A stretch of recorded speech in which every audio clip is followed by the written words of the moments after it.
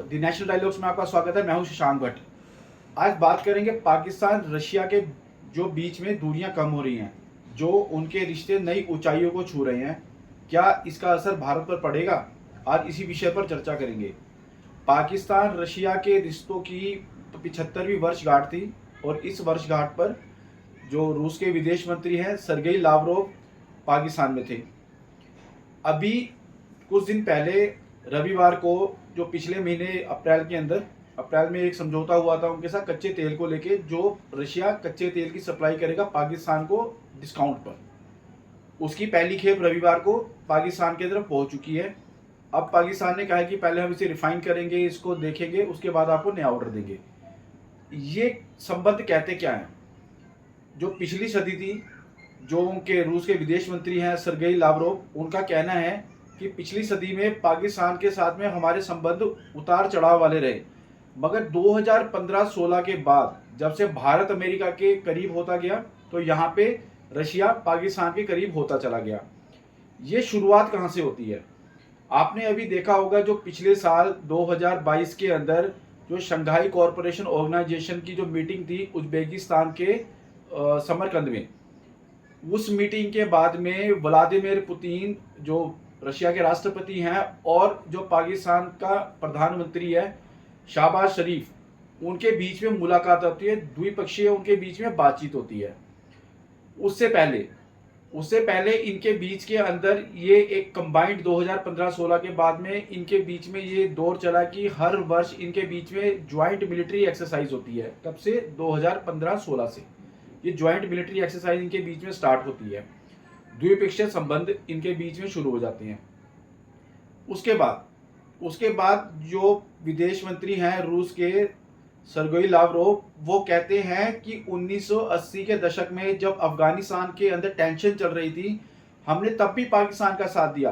पाकिस्तान के अंदर Karachi steel mill, जो वहाँ की सबसे बड़ी स्टील मिल है, जिसे पाकिस्तान स्टील मिल के नाम से जाना जाता है, उसको बनाने में रशिया ने पाकिस्तान की मदद करी थी। कब? 1980 में।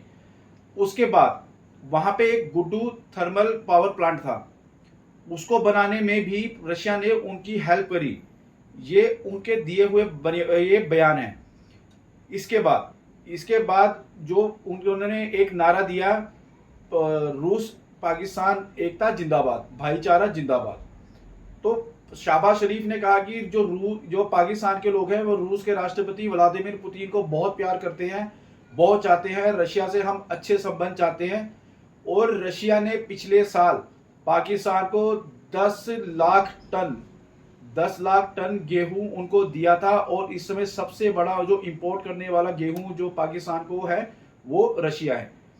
रशिया अब इसके बाद क्या कर रहा है? रशिया अब इसके बाद डिफेंस की उसमें आ रहा है फील्ड में। मैं आपको एक डिफेंस से आपको बताता हूँ। अप्रैल 2015 के अंदर ये सरगोई भाई साहब पाकिस्तान के विजिट पर थे। वहां हुआ क्या? वहां पे सबसे पहला इनके बीच में रक्षा समझौता हुआ। जो रशिया के Mi-35M एडवांस अटैकिंग हेलीकॉप्टर है, मैं एनसीसी का कैडेट रह चुका हूं और मैंने वो हेलीकॉप्टर मैंने भी देखे हैं, वो इतने एडवांस हेलीकॉप्टर हैं, उसकी डील पाकिस्तान के साथ होती है। कब? अप्रैल 2015 के अंदर। उसी के अगले साल 18 सितंबर 2016, कोई भारतीय उस काले दिन को नहीं भूल सकता है जब जैश ए मोहब्बत के सुअरों ने, आतंकवादियों ने उरी के अंदर शहर में जो इंडियन आर्मी का ब्रिगेड हेडक्वार्टर था उसके ऊपर उन्होंने हमला किया और हमारे 19 वीर जवान शहीद हुए और 30 के करीब उसमें घायल हुए। ये भारत कभी नहीं भूल सकता। इसके दबाव में आके रशिया ने ये डील थोड़े दिनों के लिए कहते हैं कैंसिल थोड़ी होल्ड पे रख दी थी। उसके बावजूद रशिया ने पाकिस्तान को 4 Mi-35M हेलीकॉप्टर उनको दिए जो वो यूज कर रहे थे। इसी के बाद जो रूस के विदेश मंत्री हैं सरगेई लावरोव, वो 2021 में भी विजिट पे आते हैं पाकिस्तान के। उस समय अगर भारत ने दबाव नहीं डाला होता, Su-35, आपको पता है जो Su-35 सुखोई 35 जो उनका एडवांस जो 6th जनरेशन का एयरक्राफ्ट है, वो जो अमेरिका का F-35 है उसके जैसा, कि F-35 वो सेल नहीं करते हैं ज़्यादा। तो अब पाकिस्तान ने अप्रोच किया रशिया को कि आप हमें सुखोई 35 विमान दीजिए, और इस डील में बहुत इंटरेस्टेड था। ये अगर भारत का दबाव ना होता तो रशिया सुखोई 35 जहाज भी पाकिस्तान को दे देता, इस डील के ऊपर लॉक लग जाता। इसके बाद मैं डिटेल में आपको इनके जो व्यापार के जो यानी साल दर साल जो ये बढ़ रहा है ग्राफ, ये बहुत कुछ कहता है। देखिए ये कहते हैं ना कि सोते हुए व्यक्ति को जगाया जा सकता है, लेकिन जो आंख मूंद के लेटा हुआ है उसको नहीं उठाया जा सकता। जो ये मैं आपको डिटेल बताने जा रहा हूँ आंकड़ों के हिसाब से, आप ये सुनेंगे तो आपको पता चल जाएगा कि रशिया किस तरह से और पाकिस्तान अपनी तरफ से, दोनों के बीच में कितने गहरे संबंध होते जा रहे हैं व्यापारिक स्तर पर। व्यापारिक स्तर पर मैं इसका आपको एक एक करके डिटेल बतानी शुरू करता हूँ। जो व्यापार का संबंध था रूस और पाकिस्तान के बीच, व्यापारिक संबंध हाल के वर्षों में काफी तेजी से बढ़े हैं। साल 2021 में पाकिस्तान ने रूस को 32.3 करोड़ डॉलर का निर्यात किया। पिछले 25 सालों में रूस को पाकिस्तान के वार्षिक निर्यात में 13.7% का उछाल आया है। साल 1996 में पाकिस्तान रूस को 1.31 करोड़ डॉलर का निर्यात करता था, जो 2021 में बढ़कर 32.3 करोड़ डॉलर हो गया। वही रूस ने साल 2021 में पाकिस्तान को 49.8 करोड़ डॉलर का निर्यात किया है। रूस पाकिस्तान को मेन चावल दाल बेचता है। पिछले 25 सालों में पाकिस्तान को रूस के वार्षिक निर्यात में 8.32% की बढ़ोतरी हुई है। हालांकि भारत और रूस के द्विपक्षीय व्यापार से तुलना करें तो पाकिस्तान रूस के बीच का व्यापार उसके आगे कुछ भी नहीं है। अप्रैल 2020 से मार्च 2021 के बीच भारत और रूस के बीच का व्यापार 8.1 अरब डॉलर का था। वहीं पाकिस्तान और रूस तेल और गैस की सप्लाई के लिए 2 पाइपलाइन पर भी बात करते रहे हैं। इसे लेकर पाकिस्तान स्ट्रीम गैस पाइपलाइन पर चर्चा चल रही है और यह होने की पूरी उम्मीद है। यह प्रस्ताव पाइपलाइन 1100 किलोमीटर लंबी होगी, जो कराची से शुरू होकर पंजाब प्रांत तक जाएगी। अगर यह पाइपलाइन शुरू होती है तो पाकिस्तान की ऊर्जा सुरक्षा मजबूत होगी और दोनों के देशों के बीच में नई युग की शुरुआत होगी।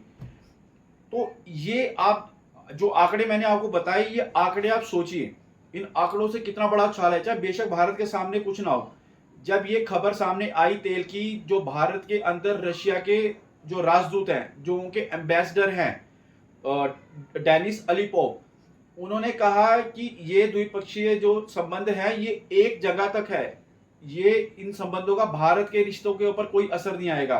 क्यों? पाकिस्तान भी एक तरफा रशिया के साथ नहीं जा सकता है। उसके पीछे कारण है, उसके पीछे सबसे बड़ा कारण है जो IMF से 7 अरब डॉलर का जो कर्ज है, उसके अंदर जो बैलेंस शीट है उसको रिटर्न में अमेरिका का साथ चाहिए उसको। अगर वो अमेरिका ने हाथ उसके पीछे से खींच लिया तो वो ब्लैकलिस्ट हो जाएगा। आपको पता है कि भारत के दबाव के बाद में उसको टेररिज्म हो या कोई भी उसको ग्रे लिस्ट तक ले जाते हैं, लेकिन ग्रे लिस्ट के बाद में चाइना उस पर वीटो लगा देता है और पाकिस्तान हमेशा बच जाता है।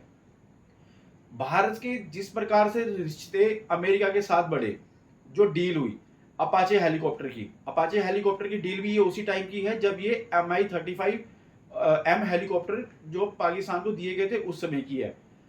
इसके साथ में व्लादिमीर पुतिन की जो द्विपक्षीय वार्तालाप हुई थी पाकिस्तान के साथ में, उसके साथ ये कई समझौतों पे साइन हुए थे, चाहे वो गैस पाइपलाइन हो, चाहे वो आर्थिक स्तर पे उनको मदद करना हो।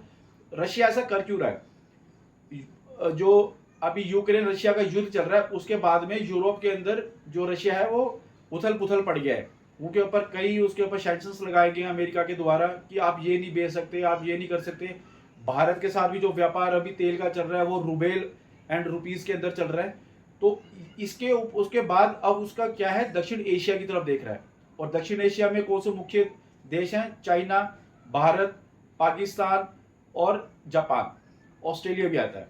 तो ये इनके ऊपर फोकस है। और जो पाकिस्तान और चाइना है वो स्टार्टिंग से रशिया की तरफ झुकाव रखते हैं, और चाइना के संबंध पाकिस्तान के साथ उसका माई बाप है और रशिया के साथ भी संबंध अच्छे हैं। तो ये त्रिकोणीय बन रहा है। अब मान लीजिए कोई डिफेंस का इक्विपमेंट या कोई ऐसा हथियार भारत के परचेज कर लेता है जो रशिया पाकिस्तान को भी दे रहा है, तो उसका होगा क्या? उससे खतरा बढ़ता है भारत के ऊपर ही। रशिया की भारत के साथ में बहुत लंबे समय से उनके साथ रिश्ते हैं। 1971 में आपको पता है कि अगर रशिया ना होता, तो अगर बीच में ना आता युद्ध में, तो शायद आज भारत का कुछ और ही ढंग होता। उस समय में जो तत्कालीन प्रधानमंत्री थी इंदिरा गांधी, वो जाके वहाँ पे साइन करके आए थे। और रशिया की भारत के साथ में जैसे एक डील है, जैसे भारत की भूटान के साथ डील है, अगर भारत पे हमला तो रशिया पे हमला, ये इनके बीच में एक डील साइन है। तो पाकिस्तान रशिया के बीच में बढ़ते संबंधों के ऊपर ये बहुत गौर करने वाली बात है। पाकिस्तान रशिया के पास ही क्यों? क्योंकि उसको पता है कि अब जो फंडिंग वहां से मिलती थी अमेरिका से, वो मिलनी बिल्कुल बंद हो गई है। अब वो वहां से नहीं मिलती है उनको, जिस प्रकार से पहले उनको डॉलर्स में, बिल क्लिंटन के टाइम में जो पूर्व राष्ट्रपति हैं अमेरिका के, उसके बाद जॉर्ज बुश था। जॉर्ज बुश आपको पता है कि ओसामा बिन लादेन उसी का पाला हुआ था, ये बाद में उसी के ऊपर उल्टा पड़ गया, तो वो अलग बात है। अमेरिका से फंडिंग मिलती थी, अब वो अमेरिका से फंडिंग मिलनी बंद हो गई है। अब वो कहाँ पे मूव कर रहे हैं? अब वो रशिया की तरफ मूव कर रहे हैं। रशिया को चाहिए नए साथी, क्योंकि सैंक्शंस के बाद में और इस युद्ध के बाद में जो उसके ऊपर लगाम लगी है रशिया के ऊपर, उसकी इकोनॉमी डाउन हुई है, तो उसको बढ़ाने के लिए वो पाकिस्तान के साथ दोस्ती कर रहा है। लेकिन ये भारत के ऊपर खतरा हो सकता है। अभी तक के जो बयान आए हैं निकल के, जो उनके व्लादिमीर पुतिन के ऑफिस से आए हैं, और जो वहाँ के विदेश मंत्री हैं सर्गेई लावरोव, मैंने आपको बताया, उनकी तरफ से भी कहा गया है कि ये संबंध भारत के संबंध के बीच में नहीं आएंगे। लेकिन देखिए, भविष्य किसने देखा है? भविष्य में कुछ भी हो सकता है। जिस प्रकार से कई बार ये देखा गया है कि जब भारत की कोई अमेरिका के साथ डील होती है, तो उसमें रशिया इंटरफेयर तो नहीं करता, लेकिन इनडायरेक्टली उसको महसूस कराता है। ये सस्ता तेल अभी भारत को देता था, अब डिस्काउंट पे ये तेल पाकिस्तान को दे रहा है। ये हो सकता है कि देखिए, जैसे भारत रशिया और अमेरिका को साथ लेके चल रहा है, रशिया भी चाहे कि पाकिस्तान और भारत को साथ लेके चले। मगर जो पैसा इन्वेस्ट करेंगे, जो मदद रशिया पाकिस्तान को देगा, वो मदद पाकिस्तान के लोगों तक ना जाके वो जैश ए मोहम्मद, लश्कर ए तैयबा के सूअरों को जाएगी। और वो सूअर क्या करते हैं? वो यही पैसा, इससे पैसे से हथियार खरीदते हैं। किससे? अपने बाप चाइना से। और ये जो हथियार होते हैं, ये यूज होते हैं। जितने भी यहाँ पे हमले हुए हैं, चाहे वो 2008 के ऊपर ताज हमला हो, चाहे उसके बाद जितने भी हमारे जम्मू कश्मीर के अंदर सुरक्षा बल इनको पकड़ते हैं, ये सारे के सारे हथियार होते क्या हैं? Made in China. अब वो पैसा आता कहां से? पैसा यहां से आता है।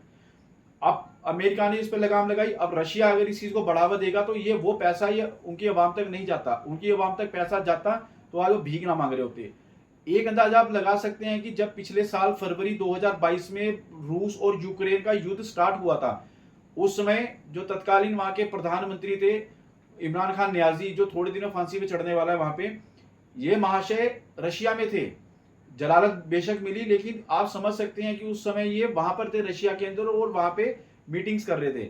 तो रशिया और पाकिस्तान के ये बढ़ते संबंध बहुत कुछ कहते हैं। अगर ये भारत को इससे थोड़ा संभल के चलना पड़ेगा।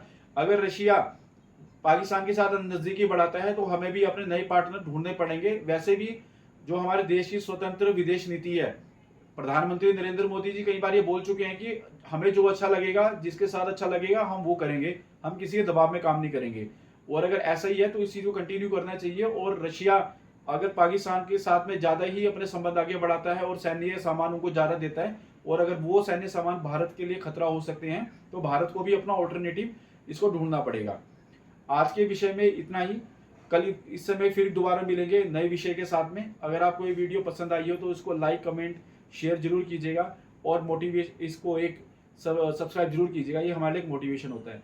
और ये वीडियोस मैं आपको फिर कहना चाहूँगा, नेशन फर्स्ट, हमेशा देश को पहले रखिए, देश की सोच के चलिए। जो देश हित में है उसको बोलिए, और देश हित में है जो उसको सुनिए। और ये जो चैनल है, ये किसी राजनीति से नहीं जुड़ा हुआ है। ये एक इंडिपेंडेंट फोरम है, जो विदेशी अंतर्राष्ट्रीय स्तर पर, जो नेशनल सिक्योरिटी के लेवल, जियो पॉलिटिक्स के लेवल पे चलता है। ये चैनल उसी से रिलेटेड बनाया गया है। जय हिंद, जय भारत।